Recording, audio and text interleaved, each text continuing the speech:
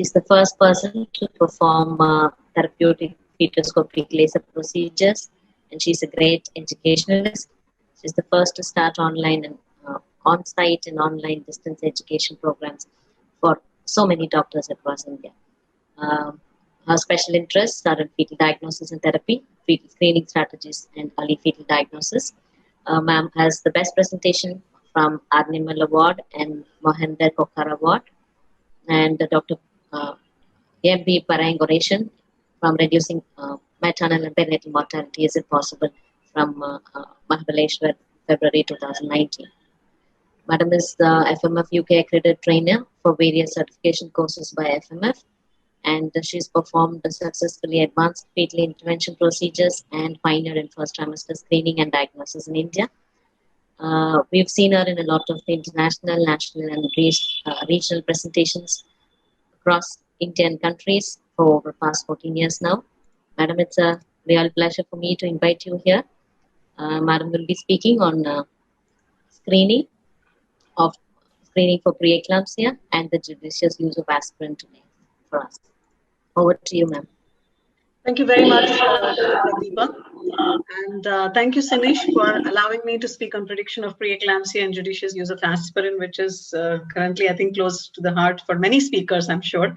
But thank you for allowing me into this because, it gave me a good insight into the, what is more happening more recently as well. So I'm not going to go too much into the details of the preeclampsia per se. We know it affects, but the diagnostic, it affects about 2 to 5% of all pregnancies. And of course, delivery is the cure. And the current criteria is, development of new blood pressure after 20 weeks, and of course, the whole set of symptoms, which could be proteinuria, renal insufficiency, and other complications. But we also know the clinical presentation is very variable, and if we really want to improve maternal and neonatal outcome, we need to be looking into identifying these women who are at risk of developing preeclampsia early, refer them for specialist care, institute proper prophylaxis, detect the disease early, and of course monitor the women who are suspected. And hopefully, if we follow these, we will not land up in all the troubles that you heard the panel before the fetal medicine thing talk about, because that was pretty scary. When I was listening to that panel about what all you have to do, because it's been a really, really long time since I've come out of labor ward and managing the high risk mothers. Looking at the mothers when the problem is already detected. But our role comes primarily when we have to predict these problems, and hopefully they put them on the right track. So we know that preeclampsia is much more commoner in India than we think it is. And it is the second most common cause of maternal mortality. And what is more distressing is the young women, the young mothers who die from this disease. And that is pretty unfair, where the maternity-related diseases, deaths are more than the non-maternity related deaths. So now preeclampsia is early and late preeclampsia, depending upon the onset and of course the delivery.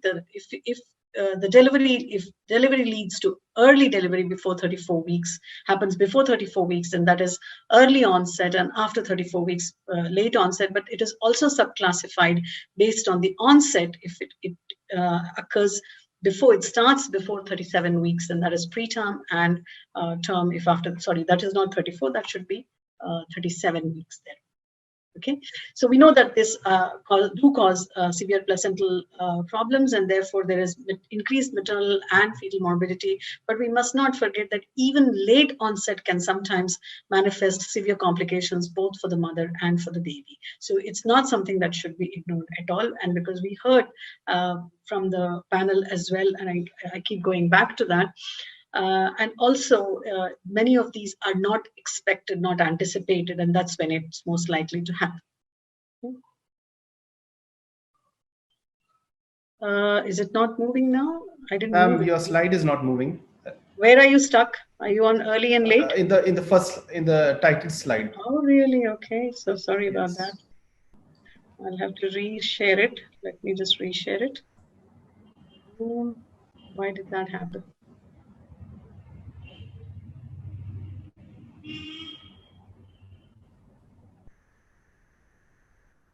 Are you on the correct slide now? Yes. Yes. Yes. 1 second. No, this isn't the thing, but I want to make it a slideshow, isn't it? From current slide. Okay. Is that a? Can you see the Yes. slide now? Yes. Yes. Okay. Now I'm going to move it. Let me. Did it move? Yes, Pathophysiology. ma'am. Yes, ma'am. Yeah, it's moving Yes, now. ma'am. It's Okay, moving. fine. Great. So, pathophysiology, I think you already know what should be happening in a normal pregnancy does not happen. Of course, if you listen to Baski and if you listen to Stefan, you'll get completely confused because one will talk about the heart being the main cause, the other will talk about the placenta being the main cause. But I'm not going to go into that debate or that argument because what is important for me as a clinician and for you as clinicians will be something a little bit more that we need to know as well, that two of the most commonly used or well-studied pro-angiogenic and anti-angiogenic factors are imbalanced, and there is low PLGF and a high S-split in these pregnancies, giving an altered S-split PLGF ratio in preeclampsia. These are, of course, placental proteins. Now, many studies have shown that combining factors like maternal history with the characteristics, with the mean arterial pressure, uterine artery Doppler, and PLGF has got a great potential to detect preterm preeclampsia. And this was also from the ASPER study, which for a detection of more than, for a cutoff of more than 1 in 100, the detection rate was about 77% for preterm preeclampsia and a false positive of about 10%. Now, this goes in with the other studies which have also reported, the original studies of more than 40,000 pregnancies which were screened, which showed that if you do things correctly, looking at the maternal history characteristic and characteristics with the mean arterial pressure, uterine artery Doppler, and PLGF, you would detect nearly 77% of cases of preterm and nearly 40% of term preeclampsia. And by giving them aspirin, which was well proven in the ASPER study, you can actually reduce the incidence of preeclampsia in when less than 34 weeks by almost 80%, that is the preterm preeclampsia, and when it comes to early onset by about nearly 60%, but not much of a difference in the term preeclampsia. And this is aspirin 150 milligrams taken in the night. And of course, for the vast majority of the mothers, low risk result will be very reassuring. Okay. Now, this is what happens most of the time. We just go with a maternal history. We have a low detection rate, but not only that, we have an underestimation of preeclampsia as well. But when and the same thing with this, if you use only single variants or single factors to predict preeclampsia, then not only will your detection rate be low, but you will underestimate the possibility of preeclampsia in the individual mothers. When you combine factors, it improves the detection rate. And of course, when you use an algorithmic form, as like first trimester screening for aneuploidies has become so common, and much more available than it used to be. You have focused screening, you have focused prophylaxis, which will of course be far more beneficial. Not only that, we also know these individual factors will have varying effects on contributing to screening of preeclampsia. And when we use multivariate algorithms, these strength of association is also, the risk factors are also combined according to the strength of association. This will obviously improve the screening performance. And that is why when we combine more factors, there are much better detection rates for preeclampsia. Now, in the Fetal Medicine Foundation algorithm, all these factors are converted into multiples of medians, and that would help to detect early onset. So now there are many other algorithms that are available as well online, and they will be combining it in a different way. So you need to be aware of which algorithm you're using and how it combines. We use primarily Fetal Medicine Foundation algorithm, and that's how this works. Now, typically in a fetal medicine FMF algorithm, when you're doing a risk assessment, this gives you all the measurements of your NT and your other parameters. It gives you the biochemistry. You put in the biochemistry values. It calculates the MOMs, and then it gives you a risk assessment along with your aneuploidy, and of course there is the background. And this is typically a low risk result where preeclampsia before 34, 37 and term preeclampsia. Now similarly for a high risk result, this is how it looks. It just turns into bold, and then you know that this woman we will need to this woman will be categorized as high risk, and therefore she will need to be started on aspirin. Okay, so now the LFMF algorithm was based on nearly 36,000 pregnancies, looking at the maternal factors, the mean arterial pressure, uterine artery, PLGF, and this shown to predict early onset preeclampsia, 90%, preterm preeclampsia by 75 and 40%. Now, this was further validated by the ASPRE and SPLE studies, and that included more than 40,000. And they also found that including PAPA did not really improve the screening performance, but what was important was if you did not include PLGF, the detection of preterm preeclampsia did drop down. So PLGF, when you're looking at preeclampsia, PLGF is very important. PAPA adds a little bit, but not hugely.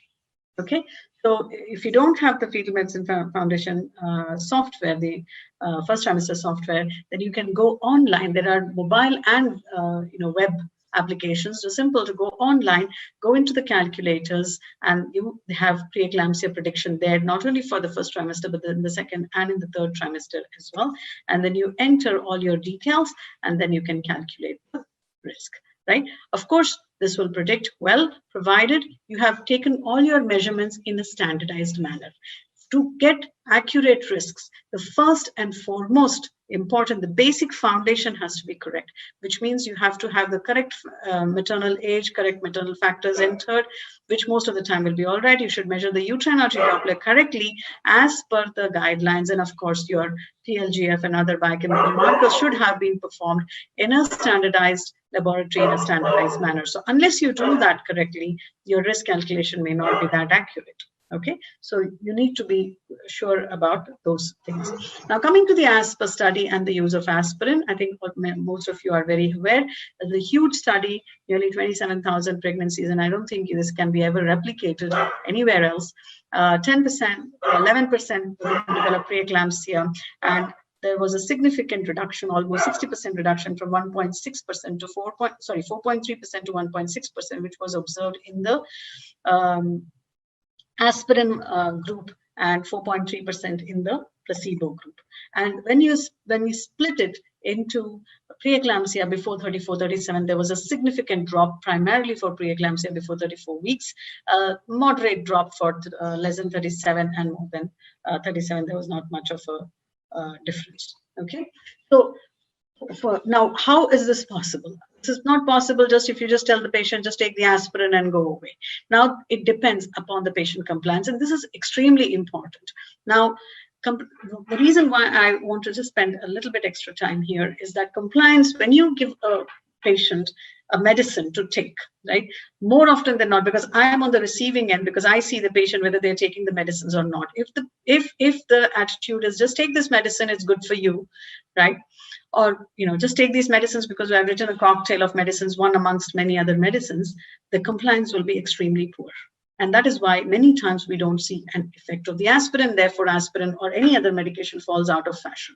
Whereas if the mother knows why exactly she's on a particular medicine and how it's going to benefit her and her baby, then she's far more likely to be compliant with the medicines. And I can give you a very simple example of majority of the doctors probably who are listening to this talk today are most of the times not compliant with their antibiotics. Day 3, day 4, we say, oh, okay, I feel better already, so just leave it. But if we know the importance of completing the course, then we are much more likely to take it.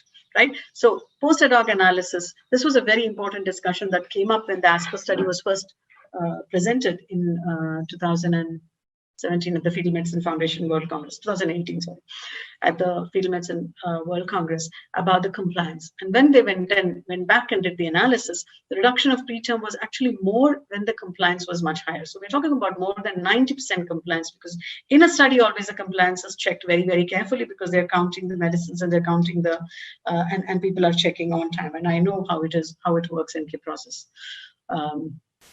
unit. So when the compliance was less, of course, the risk reduction also was much less and significantly less. And of course, they did not see much benefit of aspirin in the subgroup, which already had chronic hypertension. And this is very important as well, because we know many women who are chronic hypertensives have been given aspirin even before they've come for their first trimester screening, right?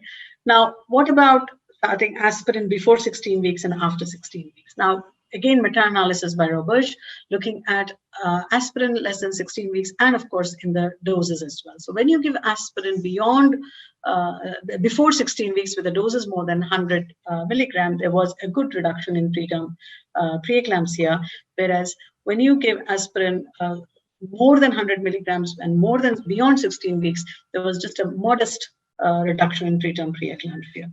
So implementation of first trimester screening for preterm preeclampsia is likely to be cost effective as well, and these studies have been done in UK and in Germany, and importantly, because not just you can reduce the incidence of preeclampsia or reduce the prevalence of preeclampsia, but also remember that many of these preeclampsias will require maternal ICU care, neonatal ICU care, medications, etc. So these costs also have to be taken into account. Now, coming to the use of aspirin, and Sinish put this word judicious in my talk as well. I would hope that most of us will use any medicine judiciously, for that matter. But I just like to bring to your attention, we just went back and looked into the data, into our data, which we presented in the Field Medicine Foundation World Congress as a poster, looking at aspirin on preeclampsia and looking at the effect of aspirin on uterine artery Doppler. Now, we had, this is of course a retrospective study where we took we had the detailed maternal history, aspirin with the dosage, and of course it was varying dosage, 75, 100, 60, 150, and things like that. And we looked into previous preeclampsia and any other existing disease, autoimmune, and all the scans were performed by the FMF operator who were accredited. Okay, there were about 9,500 pregnancies in whom we had completed outcomes, euploid, singleton pregnancies, and these pregnancies continued beyond 20 weeks, right? So about 5% had a uterine artery Doppler above the 95th centile, and the incidence of preeclampsia was slightly higher, 2.8% versus 0.6% in the group that had less. So we know that uterine artery Doppler is good in triaging women for preeclampsia and not. Okay, the overall incidence was about 1%, sorry. And we divided this group into 4 groups. Okay, now I'm just going to take you through this. The 4 groups with increased uterine artery PI and normal uterine artery PI, less than 95th centile. So the first group was they were on aspirin and they had risk factors as well. The second group was they were on aspirin, but there were no risk factors.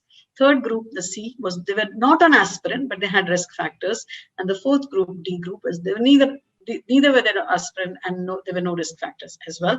And interestingly, we found that when aspirin 75 milligrams, because majority of them were on 75, started before the 11-week scan, it had very little effect on the uterine artery Doppler, because as you can see, the incidence of preeclampsia was higher in the group that received aspirin, that had aspirin even before, right? Whether you talk about risk factors or no risk factors. So I don't think aspirin was useful in any of these other risk factors. So we suggested that it is always better to wait to do your screening properly, because now the Field Medicine Foundation algorithm includes the maternal risk factors, also includes SLE and all the things, and then channelize your care to those women who actually need aspirin and give it. And this probably has got an effect, probably because many who not require aspirin were on aspirin, and they were not on the correct doses, etc.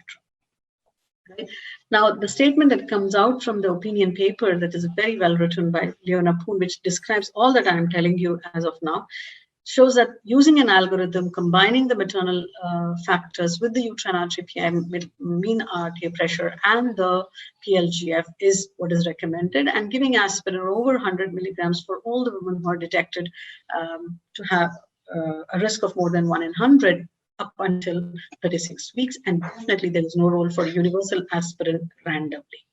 Now, coming to the late onset preeclampsia, which is a major challenge. So here we are going to go with the S-split PLGF ratio, and now the S-split PLGF ratio, when it has shown to be useful in preeclampsia and help, and even in even for other adverse outcomes. And of course, it is in the short term, that is to predict preeclampsia within 4 weeks. Now, when the ratio was more than 85, these studies have shown, primarily by Stefan from Germany, more than 85, it had a very good likelihood ratio to predict early preeclampsia and a moderate one for early preeclampsia. Now, the prognosis study, which was again included 14 centers, looked at prediction from the PLGF ratio for absence of preeclampsia within 1 week and predict preeclampsia within 4 weeks when you had a clinical suspicion. So women who already had preeclampsia were excluded, but you have headache and a little bit of high blood, mild, BP there. So you're not sure whether this woman had preeclampsia or not, and those kind of women were included between 24 and 36 weeks, and they had a slightly higher prevalence of preeclampsia in that group, and that had a very good negative predictive value. So when your PLGF split ratio was less than 38, the prediction of not having preeclampsia, ruling out preeclampsia, was very good, and this is also very important. Whereas the positive predictive value was just about 36%, but when you looked at adverse outcomes, then that was even better, because what we are also concerned about is the adverse outcome.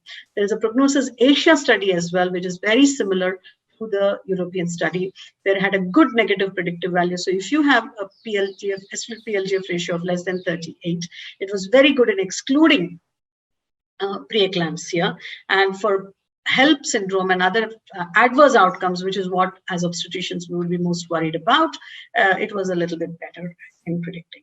So using the split PLGF ratio, particularly to rule out, would help and would probably be a very good triaging method and reduce the burden on healthcare, which also, of course, includes the number of days that the woman is admitted in the hospital, etc. And these studies come from Germany and the UK.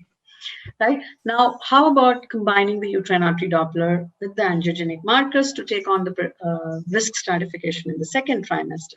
Now, this is a study by Herreis looking at maternal factors, and maternal factors primarily divided into major criteria and minor criteria. Major criteria: previous preeclampsia, hypertension, chronic disease, and other maternal diseases, and minor criteria being the age, nulliparous or long interval, and high BMI and family history, combined with the uterine artery Doppler, which was performed along with your morphology scan at 18 to 22 weeks.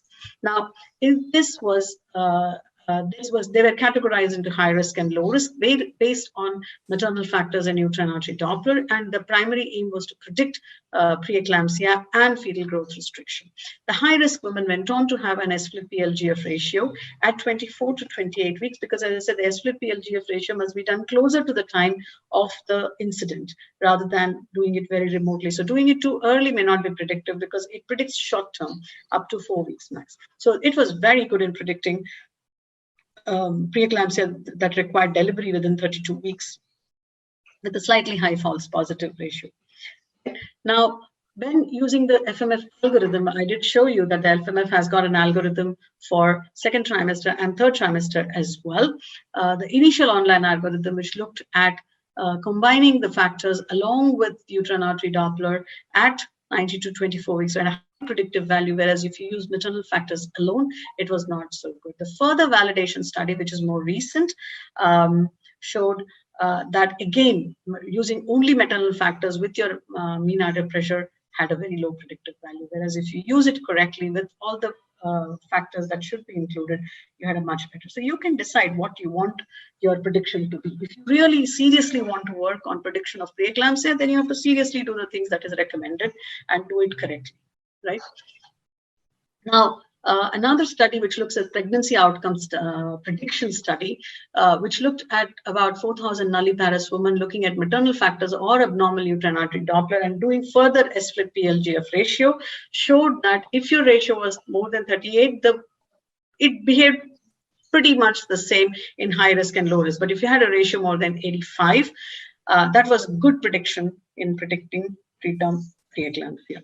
Whereas if you had a ratio which was less than 38, you would be pretty reasonably reassured that the woman is unlikely to develop severe preeclampsia. So this was good, and that prediction was similar in high risk or low risk women. And high risk, low risk was based upon the maternal factors or an abnormal uterine artery Doppler at 20 weeks. So you have to go on assessing and reassigning women, and I will take you through that algorithm as well. So what the authors there recommended, that you screen all women at 36 weeks also using your maternal factors, add on your S/PLGF ratio. And if the woman is found to be screen positive, you may want to increase your surveillance and possibly even induce them earlier to avoid the development of severe preeclampsia. Of course, this has to be tested in randomized controlled trials. So you don't know the effect of this otherwise, right? Coming to third trimester, now again, a study from FMF, 13,000 pregnancies, looking at term preeclampsia and using the same maternal factors MAP, PLGF, and SFLT had a good detection ratio compared to maternal factors alone, sorry.